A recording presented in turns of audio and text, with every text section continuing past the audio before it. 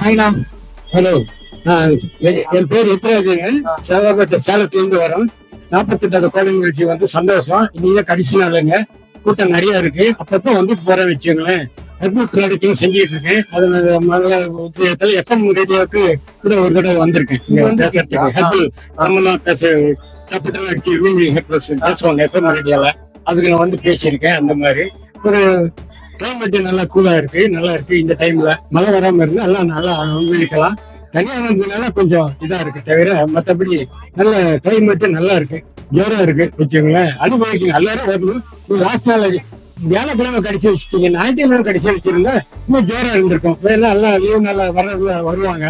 அது இல்லாம போச்சு. பரவாயில்ல, இருந்தாலும் அனுபவிக்கிறது நல்லா அனுபவிக்கலாம். நல்லா இருக்குங்க. உங்க பேட்டி இது பண்ணிருக்கீங்க, ரொம்ப சந்தோஷம். இதுல பேசுனது எனக்கு ரொம்ப ரொம்ப சந்தோஷங்க. உங்க பேர் என்ன? ஸ்ரீமதி. ஸ்ரீமதி, எங்க இருந்து வரீங்க? ஏற்காட்டுல இருந்து வரேன். ஏற்காடு தானா? எப்படி இருக்கு ஏற்காடு இப்போ? ஜாலியா இருக்கு. யாரெல்லாம் வந்திருக்கீங்க? எங்க எங்க எங்க மம்மி, அப்புறமேட்டு இவனோட அண்ணன், அப்புறம் எங்க அம்மா வந்து. Super super. எப்படி பயங்கரமா என்ஜாய் பண்ணீங்களா? எல்லாம் பாத்துட்டீங்களா?